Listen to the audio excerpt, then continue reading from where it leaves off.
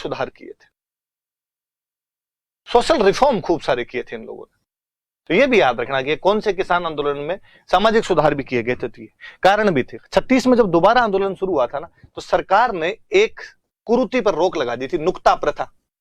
ये नुक्ता वही है भाई, मृत्यु भोज को अपने यहाँ पे नुक्ता भी बोला करते थे। तो इस नुक्ता प्रथा पे रोक लगा दी थी।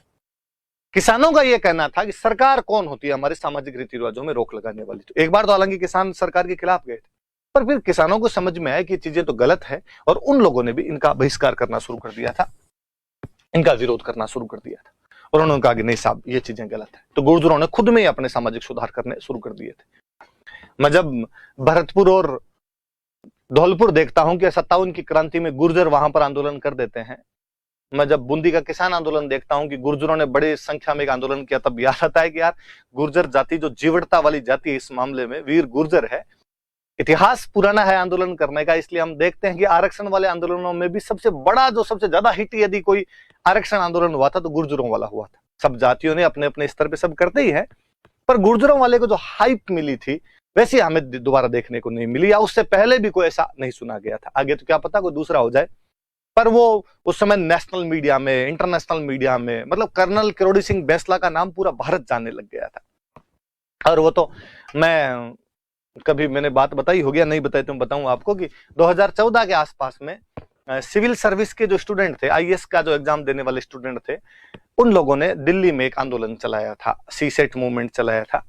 और वो सीसेट मूवमेंट क्या था, तो कि जो फर्स्ट पेपर आता था, प्रीलिम्स का फर्स्ट पेपर आया करता था, सॉरी सेकंड पेपर जो आया करता था, उस सेकंड पेपर के अंदर मैथमेटिक्स आया करती थी, इसलिए वो इंजीनियरिंग वालों के पक्ष में झुका हुआ था। थोड़ा इंग्लिश आया करती थी, इसलिए इंग्लिश मीडियम वालों के पक्ष में झुका हुआ था। इसलिए रूरल बैकग्राउंड के, ह्यूमैनिटीज के लोगों की मांग थी।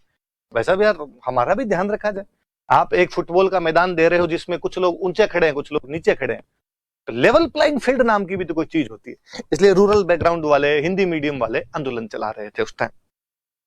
बेसिकली यूपी बिहारी स्टूडेंट ज्यादा थे, क्योंकि सिविल की तैयारी करने वाले वो लोग दिल्ली के अंदर ज्यादा होते हैं, और मुझे लगता है उन लोगों में राजनीतिक चेतना भी थोड़ी सी ज्यादा ही होती है उस साइड वाले लोगों के अंदर।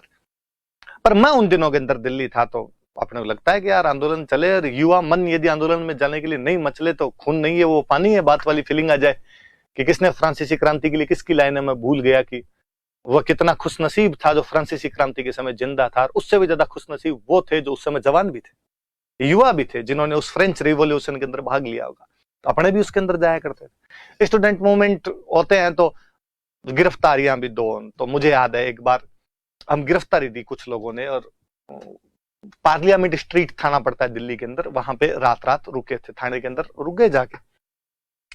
वहां पर जब बैठे थे तो योगेंद्र यादव, जो ये आम आदमी पार्टी में पहले नेता हुआ करते थे, बाद में अपनी स्वराज इंडिया नाम की पार्टी बना रखी है, अब किसान आंदोलनों में भी आप उनके देखते रहते हो, वो हमारे नेता थे। उस दिन गिरफ्तारी के टाइम में उनके नेतृत्व में हम गिरफ्तारी दे रहे थे। तो रात को वहां बैठे हुए थे, तो बात आई कि भाई क्या किया जाना चाहिए और आगे आंदोलन को कैसे बढ़ाया जाए। सरकार तो नहीं मान रही बात अपनी, ज्ञापन दे दिए, आंदोलन कर लिए, और कोई तरीका हो तो यूपी बिहार वाले बोले कि अब तो एक ही तरीका बचा है, चक्का जाम करना पड़ेगा, ब्लॉक कर देंगे सब कुछ। यूपी बिहार वालों के लफड़ा है, उनसे ओ नहीं बोले जाते, डॉक्टर ब्लॉक ये होते हैं तो ब्लॉक ही बोलेंगे, ऑप्शन नहीं ऑप्शन ही बोलेंगे। तो अब तो ब्लॉक कर देंगे हम सब कुछ। तो क्या कौन ब्लॉक करेगा?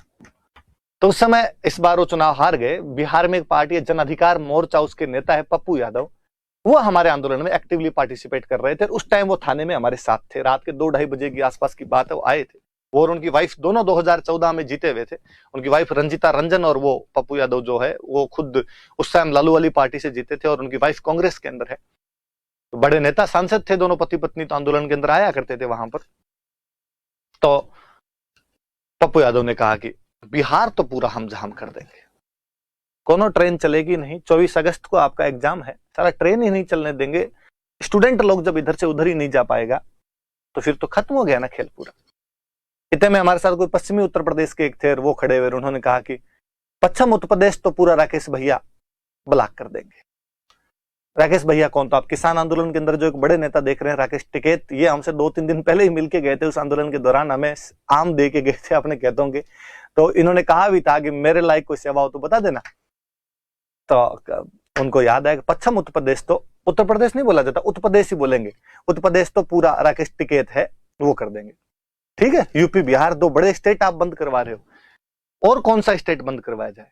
तो राजस्थान भी तो बंद करवाइए। अब राजस्थान का उस दिन वहां पर एक बंदा मैं ही था, एक योगेंद्र जी मान सकते हैं आप। योगेंद्र जी की पूरी एजुकेशन अपने गंगानगर से हुई है, उनकी बीएससी गंगानगर से की हुई है। और योगेंद्र जी इसलिए मेरा थोड़ा यूं रखते भी थे हमेशा कि भाई ये अपने राजस्थान का बंदा है। तो हम 2 ही थे ले दे के, मैं स्टूडेंट मान लो पूरा, वो नेता मान लो।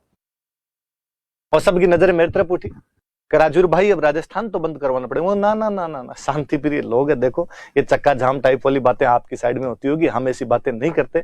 मैंने ऐसा कोई आंदोलन देखा भी नहीं हमारे जिसके अंदर ऐसा ये बंद हो जाता हो।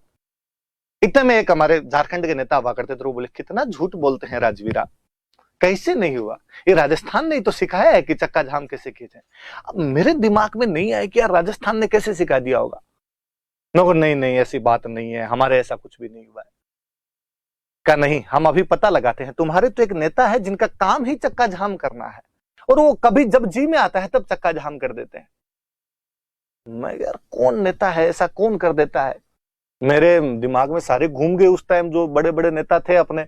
वसुंधरा जी ने कभी ऐसा किया नहीं होगा, अशोक जी ने भी मुझे नहीं लगता कभी कह दिया होगा ओ रोड के ऊपर चक्का जाम करेंगे। नहीं नहीं यार, हमारा तो ऐसा कभी नहीं हुआ कुछ भी। साइड में गए 2-2:30 बजे, उन्होंने अपने किसी राजस्थान के दोस्त को फोन करके जगाया, उससे पूछा कि वो कौन नेता है जो तुम्हारे ऐसे ऐसे कर देता है। उधर से नाम सुनकर मुझे कहा कि हम बताएं कौन है जो पूरा राजस्थान बंद कर सकता है। मैं हाँ, कि कर्नल किरोड़ी सिंह बैंसला बंद कर सकते हैं। अब तो मेरे दिमाग में हाथों हाथ आ रहे मगर ये कर्नल साहब का नाम ले रहे थे और अपने दिमाग से आउट हो गया। और मुझे लगता है अपने पश्चिमी राजस्थान के हैं तो इधर यार ध्यान गया नहीं इतने बड़े नेता पर मैंने उनको फिर कहा कि कर्नल साहब को जैसे आप समझ रहे हो वैसे आदमी नहीं है कि यूं कोई अराजक तत्व थोड़े है जो उठ के कभी आए और आके कदे कि लो साहब कर दें। उनकी एक वाजिब मांग है, अपनी कुछ समस्याएं हैं, उनको लेकर उनका आंदोलन चलता है, वो लोग करते हैं। पर उस दिन मुझे एक एहसास हुआ, हालांकि उन्होंने मेरी बात को पूरा यूं इग्नोर मारा, उन्होंने कहा कि तुम नहीं, हम करवा लेंगे। पर मुझे एहसास हुआ कि यार कर्नल साहब कितने फेमस हो गए, कितने लोग उनको बाहर जानते हैं। ये तो उनका एक पॉलिटिकल सिस्टम था, हम उनसे सहमत हो सकते हैं, असहमत हो सकते हैं, कई बात है। मैंने भी बीच में साल भर पहले जब लॉकडाउन नहीं लगा था उससे पहले मैंने अखबार के अंदर एक दिन कहीं पढ़ा था, आंदोलन गुर्जरों वाला आपने देखते हैं कि लंबे समय से चला आ रहा है, कभी सरकार मांगे मानती है नहीं मानती, खूब सारे उसमें दांव पेंच लगे रहते हैं, कभी कोर्ट के अंदर फंस जाता है। बीच में भी कर्नल साहब का एक स्टेटमेंट था, अखबार वालों ने ऐसा लिखा था, दिया ही होगा उन्होंने, कि अब गुर्जर समाज को सामाजिक सुधारों की तरफ भी ध्यान देना चाहिए। और उन्होंने कहा कि हमें बेसिकली एजुकेशन और हेल्थ पे अपना पूरा कंसंट्रेशन करना चाहिए, और हम जो बाकी चीजों में जो खर्चे करते हैं, दहेज के अंदर खर्चा करते हैं, कोई बात छुच्छक मायरों में जो खर्चे करते हैं, जो नुक्तों में खर्चा करते हैं, इसको बंद किया जाना चाहिए।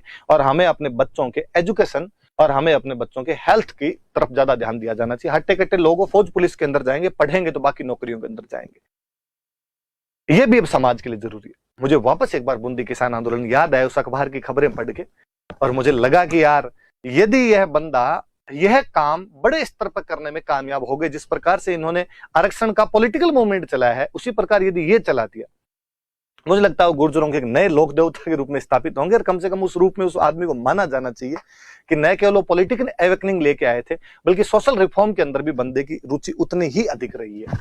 तो ये बूंदी वाले में भी गुर्जरों ने यहाँ पर ये किया था। मैं